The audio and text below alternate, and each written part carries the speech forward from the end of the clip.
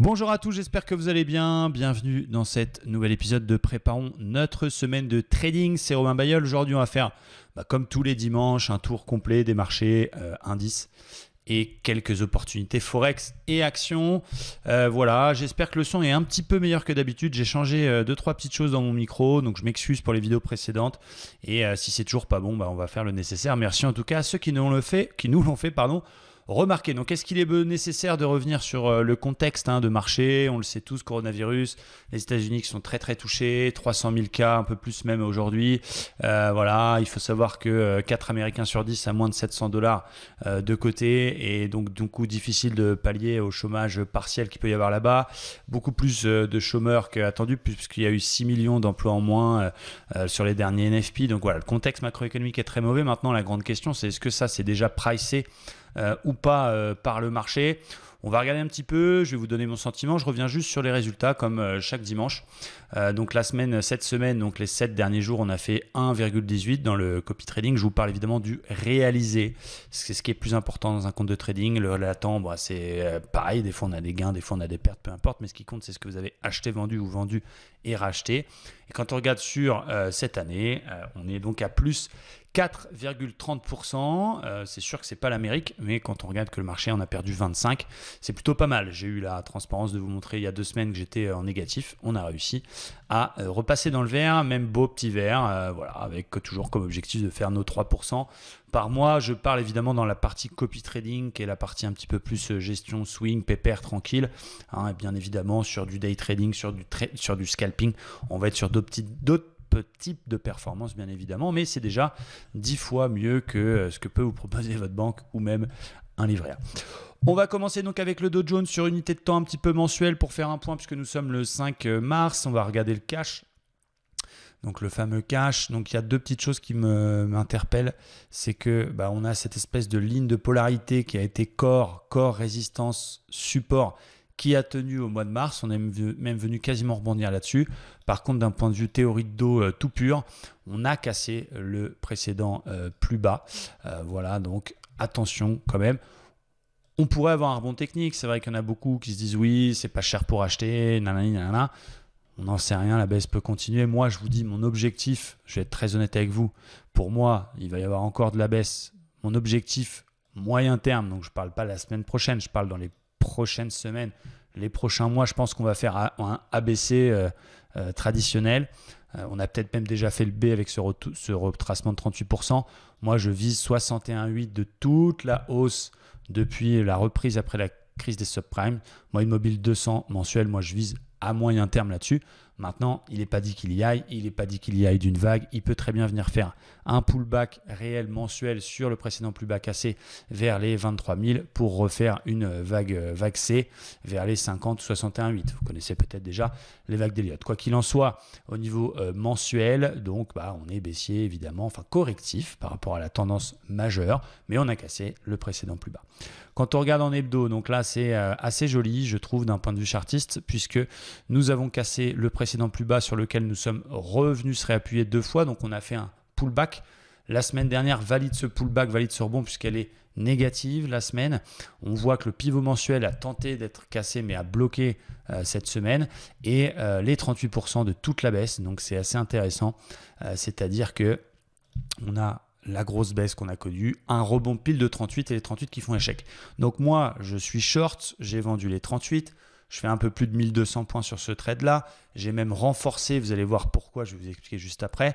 Et tant que les 38 ne sont pas recassés à la hausse, je reste sur ce scénario-là.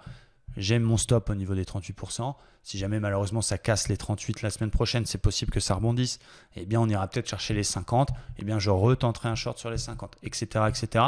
Tant qu'on est dans ce contexte-là. Donc encore une fois, bravo à ceux qui suivent un peu ce qu'on fait. Voilà, on n'est pas 100% de réussite, mais ce scénario nous réussit plutôt pas mal pour l'instant. Et on va voir donc le futur et non plus le cash. Donc je retrouve également ma zone des 38%. Vous allez voir, je vais la tracer aux petits oignons. Hop, elle est là. Voilà, donc on a la zone E38 et pivot mensuel qui bloque pour l'instant. Et quand on descend à 4 heures, pourquoi j'ai renforcé mes 38? Parce qu'on est venu valider, je vais enlever les fibos, vous allez mieux voir, je vais même enlever le pivot mensuel. On est venu, regardez, valider un petit double top en cassant la ligne de coup qui est là. On l'a réintégré effectivement, mais on voit que la tendance, toute cette semaine, enfin depuis mercredi, on est plutôt dans un espèce de range. Donc ça ne veut pas dire que ça va casser par le bas, ça peut réintégrer la figure. La zone d'invalidation, elle est là. Mais j'ai vendu les 38% et j'ai renforcé ici sur la cassure du double top. Donc pour l'instant, sur mon renfort, je suis en légère perte, mais j'utilise une partie des gains latents du trade 1 pour financer ce renfort. Donc on va voir, on est sous la moyenne mobile 50, on est sous la moyenne mobile 200. Quand on zoome un peu en 1 heure ou même en 15 minutes, vous allez voir qu'on a passé les 3 dernières séances complètement dans un range avec pour l'instant, malheureusement pour nous, un bas de range qui tient complètement. Mais c'était le plan de vendredi. Le plan de vendredi, pour ceux qui n'étaient pas sur ce trade-là, mais qui sont dans notre communauté, vous voyez, dans ceux qui sont sur Livestream Trader, on vous donne les plans tous les jours sur les indices. Mais le plan, c'était de prioriser les ventes dans ce mouvement actuel et les ventes sur rebond sur le haut du range. Donc là, clairement, si vous êtes dedans, laissez couler. Vous savez bien qu'une baisse, ça va pas.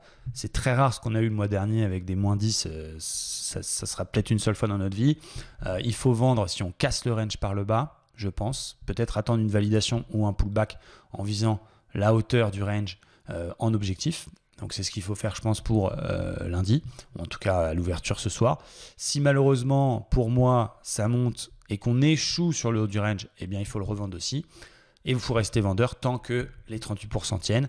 Si malheureusement il pète son range, eh bien j'attendrai peut-être de revenir sur la zone 22 350-400 pour tenter un dernier short. Donc tant qu'on est encore une fois sous les 38%, je priorise les ventes. Cassure du range par le bas si vous n'êtes pas dedans. Haut de range, si ça rebondit à l'open et qu'on voit qu'on échoue avec un signal M15, type avalement, divergence, tout ce que vous voulez.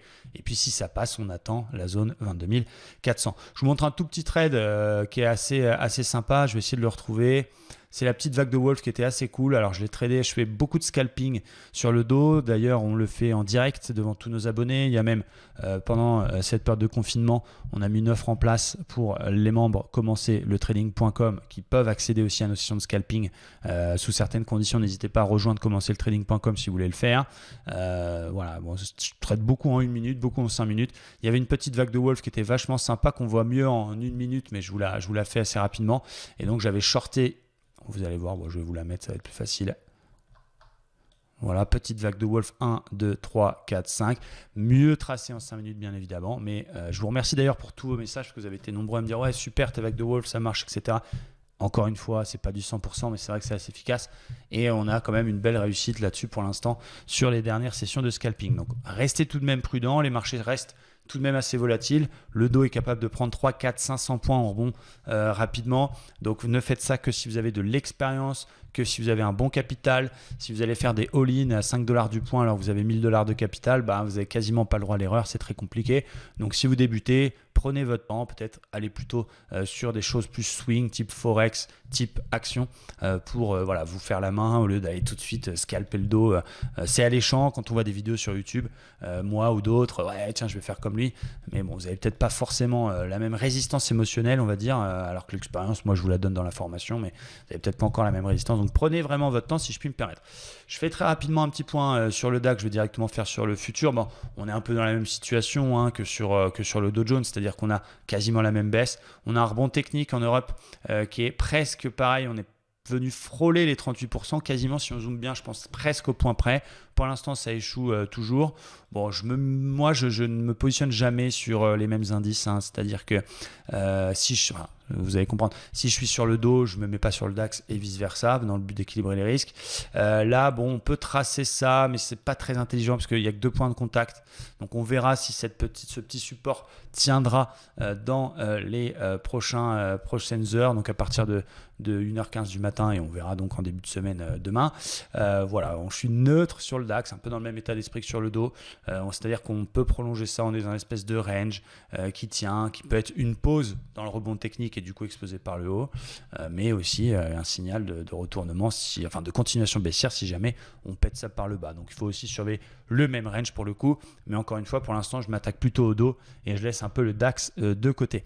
Qu'est-ce qui peut aussi nous faire plaisir? Rappelez-vous du pétrole. Alors attention, il y a eu de la fake news de partagée par Trump. Donc il y a ça aussi, ce qui n'a pas empêché le marché de monter. Il sait très bien qu'en balançant des fake news, il y aura peut-être un effet retour en arrière, mais il y en a certains qui resteront en position au cas où. Bon voilà, la divergence que je vous ai présentée il y a 2 semaines maintenant marche plutôt pas mal. On est quand même en joli gain. Nous on a acheté un tracker sur eToro qui s'appelle USO, qui permet de ne pas avoir de frais, pas de frais de garde puisque c'est un tracker. Donc ça c'est plutôt intéressant. Donc c'est une petite astuce pour ceux qui sont eToro. Si vous voulez acheter du pétrole, allez pas acheter le CFD pétrole qui est quand même un peu cher en termes de frais. Achetez plutôt un tracker, un ETF, donc USO, qui permet de ne pas avoir de frais de garde parce que c'est un produit tracker sans effet de levier. Donc pour l'instant ça marche pas trop mal. Et évidemment qu'on vise le comblement du gap, ça devient logique. 50% de Fibonacci de toute la baisse. Voilà, maintenant attention, comment va réagir le pétrole? Il y a eu des démentis, il y a eu pas mal de choses qui sont tombées ce week-end. On va voir. Peut-être protéger rapidement en ce moment, c'est ce qu'il faut faire, je pense, que ce soit sur le Forex, les actions, les indices. Protégez rapidement vos gains, protégez vos bénéfices, mettez des stops au point d'entrée, laissez couler. Si ça marche, ça fonctionnera. Et si vous êtes trompé, au moins vous revenez au point d'entrée, vous ne perdez pas. Donc n'hésitez pas à passer rapidement break-even. J'ai parlé un peu bizarre là. C'est pas grave. On va regarder le gold justement. Donc l'or, est-ce qu'il faut acheter l'or? Donc ça c'est super intéressant. Et oui, je parlais comme Abdel Soulax. Je ne sais pas si vous connaissez, mais ça me fait marrer sur Snapchat. Donc très intéressante la zone qu'on avait vue ici des 1450. Malheureusement, il n'y a pas eu de vrai signal bougie, donc je l'ai raté. Là, on est en train tout de même de passer par le haut. On est en train de casser une petite résistance quand on prend les 2 corps ici. Donc c'est une vraie sortie. Voilà, une sortie de consolidation, va-t-on dire. J'attends par sécurité, moi, la cassure du précédent plus haut des 1635. Et sur cassure du précédent plus haut, j'irai acheter pour aller viser ma zone, regardez hebdomadaire, ma belle zone des 1780-1790 qui a été résistance à plusieurs reprises en 2012. Donc c'est mon objectif pour l'instant. La tendance hebdo est toujours haussière. Il faut acheter les cassures de plus haut. On attend sortie de conso, c'est un bon signal. Hop, confirmation et on y va. En termes de Forex, en termes de FOFO, le REREX, qu'est-ce que je peux vous donner? Donc on a quelques positions, on a toujours l'euro GBP. Julio a pris ses bénéfices, une partie sur la zone de polarité, la moyenne mobile 200. On vous en a parlé la semaine dernière. Il a vendu la zone de résistance hebdomadaire qui est juste absolument fabuleuse, qui a été résistance quand même une première fois 2016, 2017, 2019, bim, 2020. Il y avait un beau double top, 4 heures à travailler. Il a vendu le double top, il a été chercher 50% de Fibo, la moyenne mobile 200 jours. Merci, au revoir. Super trade, bravo à lui, je suis très très fier d'avoir dans l'équipe. Je trouve qu'il cartonne bien sur le Forex en ce moment et c'est ça aussi l'intérêt peut-être de nous rejoindre, c'est que vous ne suivez pas un gourou qui a toujours raison et qui est le plus fort du monde. Vous avez à votre disposition une équipe entre Gérard Sagnier, 35 ans de trading, qui vous fait des points plutôt moyen terme, 2 fois par semaine, qui va bientôt sortir sa formation avec nous, Vincent qui s'occupe des actions, Julio qui s'occupe du Forex et moi-même. Vous avez vraiment une team à votre disposition et ça c'est plutôt pas mal.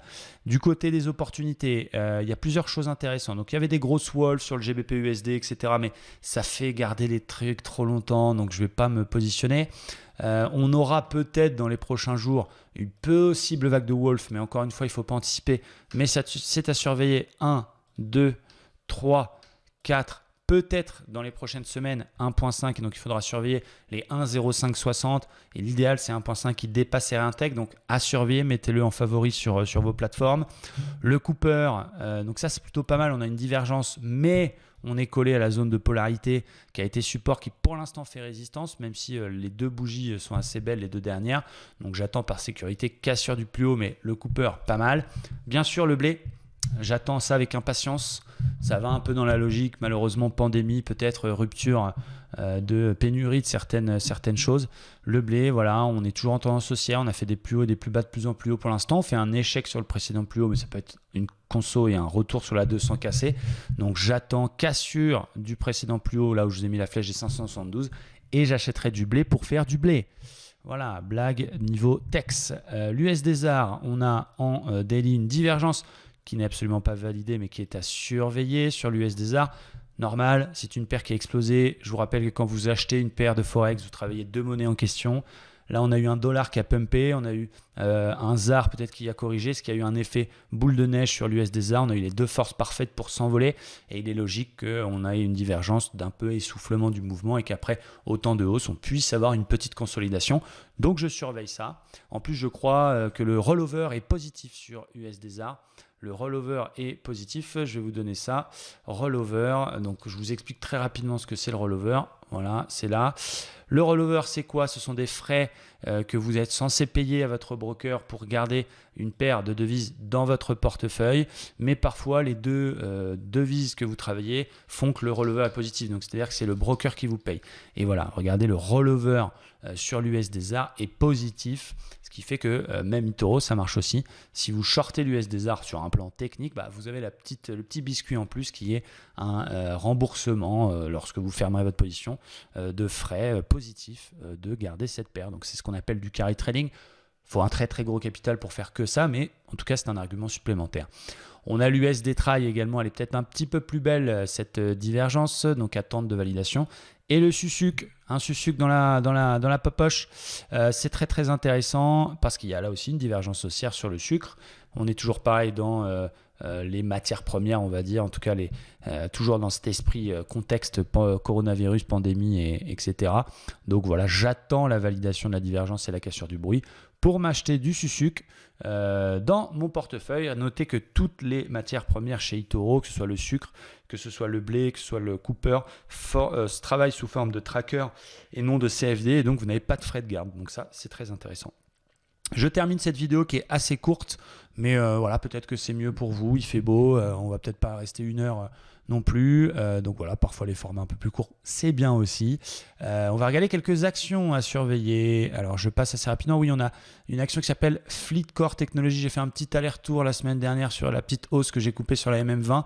Et là, on a une nouvelle réaction sur cette zone de support, vous voyez, qui a déjà été support en 2018 lors de la première grosse baisse des indices américains. Et on est peut-être en train de former un W. Donc ça, c'est intéressant. Il faut surveiller absolument la validation du W. Notez qu'on confirme l'avalement de jeudi, donc les plus agressifs pourront peut-être commencer à accumuler gentiment un petit peu cette action-là. Regardons d'ailleurs, on va aller voir un truc sur TipRanks qui est plutôt pas mal. C'est mon site qui est d'ailleurs disponible chez eToro. Dans la partie des actions américaines, vous avez ce service gratuitement. Donc quand vous allez voir une action sur eToro, vous avez les mêmes choses que ce que moi je paye 500 boules. J'ai un petit peu plus de choses puisque j'ai des screeners, des trucs comme ça, mais c'est déjà pas mal. Alors, on a un objectif sur FleetCorp, $313. Il faut regarder un peu la date des derniers objectifs. Vous voyez, ça a été fait il y a 16 jours. On était déjà concerné par le coronavirus. Deutsche Bank qui recommande avec un objectif à 273. On a pas mal d'infos. C'est plutôt pas mal comme truc. Donc voilà, ça donne à peu près notre zone 50% de toute la baisse et l'objectif à peu près du W qui est à surveiller. L'agressif commencera à accumuler avec un stop court. Le plus prudent attendra la validation du W. Total, j'ai fermé ma position. On avait une petite divergence et on a acheté assez bas dans le copy. On est venu regarder combler le gap. On fait une étoile du soir. 1, 2, 3 bougies. Absolument magnifique. Donc si vous êtes évidemment dans Total, ça peut continuer, mais c'est exactement le type de signal qu'il faut surveiller pour peut-être ou clôturer et prendre vos bénéfices, parce que si vous avez acheté assez bas, Total elle a quand même rebondi de 70%. Il n'y a que très peu d'élus qui achètent au plus bas, qui vendent au plus haut. Mais quoi qu'il en soit, même si vous avez fait 30, 40, 50%, prenez vos bénéfices et next, très sincèrement. Il y a des actions donc pas mal. On a Mercado Libre qui est pas mal sur un gros niveau qui arrive. Je veux vraiment vous donner la crème de la crème. PAM, Dassault Systèmes, non, de toute façon on ne peut pas shorter. On a des divergences un peu, on a énormément de divergences. Voilà, c'est quand même ouf. Moi j'attends la zone par exemple sur Tesla, je vous en ai présenté dans la dernière vidéo sur 380. Oui, une pépite, Concho Resource, on a validé une divergence. C'est aussi une action qui est liée au pétrole, donc prudence. Mais on est sur un très joli bas de canal, je le fais assez rapidement, baissier. Si évidemment on veut faire un petit trade court terme, on peut aller chercher le haut du canal à moyenne mobile 200 et renforcer en cas de cassure de canal. J'ai eu l'info de plusieurs brokers, l'objectif est plutôt autour des 160, donc ça peut être un truc assez intéressant. Et puis voilà, déjà pour les actions à surveiller, on a nous des shorts, on a du Texas Roadhouse en short, on a shorté dans la zone de polarité ici qui correspondait à 61,8% de toute la baisse, donc ça c'est plutôt pas mal. On a du Altria Group aussi qui marche plutôt pas mal. On a du Bayon Corp, Zion, qui pour l'instant est en légère perte, soyons transparents. On a du Amazon à peu près au prix. On a shorté à peu près cette zone-là sur Amazon, toujours encore une fois dans une dynamique d'équilibrer le portefeuille, pas avec que des achats, parce que si tu te trompes dans ton scénario, tu prends tout en pleine tronche, avec quand même des ventes sur les indices, quelques shorts sur actions corrélés aux indices, quelques achats sur actions de valeur type défensive. Voilà, un tracker sur le Nasdaq, sur la baisse du Nasdaq pour protéger, un peu d'or. Du pétrole, on a vraiment, je trouve qu'on a un portefeuille assez équilibré, et puis voilà, il faut continuer à travailler avec une extrême prudence. En ce moment, je prends 0,5% de perte acceptée pour tout vous dire, au lieu des 1% habituels. Donc voilà, mais du coup, c'est un peu plus safe. Et puis ne pas hésiter si vous êtes vraiment gourmand. Voilà, il y a de la volatilité, il y a de quoi faire sur les indices, mais encore une fois, avec extrême prudence et être capable de sortir à 80, 100, 120 points sur le dos quand vous faites des beaux trades et pas être trop gourmand. Voilà pour ma vidéo du dimanche. J'espère que ça vous plaît. Ça dure 20 minutes tout pile. Voilà, n'hésitez pas à laisser un petit commentaire. Je fais une petite parenthèse. Alors, ça va plaire ou ça va pas plaire, peu importe. J'assume qui je suis. Si vous me suivez sur Instagram, vous avez vu qu'en ce moment, période de confinement oblige, même si j'ai une belle terrasse, c'est bon, une fois que tu as fait le tour, voilà. Je m'amuse un petit peu, encore une fois, sur quelque chose qui, pour moi, n'est absolument pas un moyen de ni gagner de l'argent pour vivre, ni faire fructifier quoi que ce soit, contrairement au trading, qui est un amusement, un divertissement. Je joue un petit peu à la roue, à la roulette, voilà, avec une petite somme. Encore une fois, les jeux d'argent sont interdits aux mineurs, c'est extrêmement addictif. Faites très attention, si vous êtes déjà là-dedans, je vous incite absolument à être extrêmement prudent. Si vous détestez ça, je ne vous incite pas à y aller, n'y allez pas. Mais voilà, peut-être que si ça vous plaît, si vous êtes un peu joueur, si vous voulez voir ça, comment je peux jouer, j'ai 2-3 petites stratégies que j'utilise, qui fonctionnent pas trop mal en ce moment, puisque je joue sur un casino en crypto-monnaie. Je suis passé de 0,18 Bitcoin à quasiment un Bitcoin. Pour l'instant, j'ai la chance qui me sourit. Mais voilà, je vais peut-être vous partager 2-3 petits trucs autour de la roulette pour le fun. Encore une fois, pas dans un objectif de vous convaincre de y aller, mais pour passer le temps, pour s'amuser. Il faut que ça reste un divertissement. Il faut le faire avec la plus grande prudence et uniquement de l'argent qu'on peut se permettre de perdre. Mais voilà, moi je m'éclate bien. On a quelques abonnés qui aiment bien ça. Et du coup, si ça vous intéresse, vous me le mettez dans les commentaires. Je publierai 2-3 petites sessions un peu fofolles auxquelles j'ai joué. Et puis, si vous trouvez que c'est de la merde, eh bien mettez-le aussi. Et puis j'aviserai en fonction de ça. Mais bon, quand on est un petit peu joueur comme moi, il faut vraiment faire attention. Mais encore une fois, quand on est prudent, moi vous savez que j'ai une approche du trading qui est plutôt mathématique, statistique, probabilité. Donc ça colle bien. Et puis voilà, je m'éclate bien. Donc du coup, peut-être que je vous publierai des choses là-dessus. C'est vous qui décidez, vous me le dites dans les commentaires. Si vous n'êtes pas encore dans l'un de nos services, donc vous avez commencé le trading.com, c'est vraiment ce par quoi il faut commencer. N'allez pas payer Livestream Trader si vous n'avez pas déjà un bon niveau. Livestream Trader, c'est la roche de ce qu'on propose, mais commencez vraiment par la partie offerte. Vous avez 45 heures de vidéo désormais, du coaching 2 fois par semaine, du copy trading, des outils d'évaluation, des outils de partage de trade. On a basculé maintenant sur un groupe Telegram. C'est beaucoup plus facile. Vous avez les lives tous les matins pendant cette période de confinement. Vous êtes tous les matins avec moi. Il y a une petite passerelle pour aller sur l'offre de scalping. Enfin, franchement, même si Toro, c'est un petit peu plus de frais qu'ailleurs, vous déposez ce que vous voulez. Voilà, si vous avez envie de vous former sérieusement avec une vraie équipe, des gens qui tradent réellement devant vous, voilà, c'est ce qu'il vous faut. Encore une fois, je vise personne, j'ai jamais parlé des autres. Chacun fait ce qu'il veut dans la vie, mais voilà, il y a quand même des sacrés trucs qui piquent les yeux sur YouTube. Donc voilà, soyons un petit peu sérieux. On vous donne tout ce qu'on sait, donc voilà, ça vaut le coup, je pense, au moins de démarrer par là et vous aviser par la suite. Pourquoi pas déposer 200 balles chez eToro pour voir, et si ça vous plaît, vous le mettrez plus en fonction de vos moyens. Voilà pour cette vidéo du dimanche. J'espère que ça vous a plu. J'ai parlé un peu rapidement. J'espère que le son ça a été. J'ai essayé de pas trop trifouiller au micro. Et puis, je vous souhaite une belle journée, une belle fin de journée. Et je vous dis à demain pour ceux qui sont dans nos communautés. Merci à tous. Ciao, bye bye.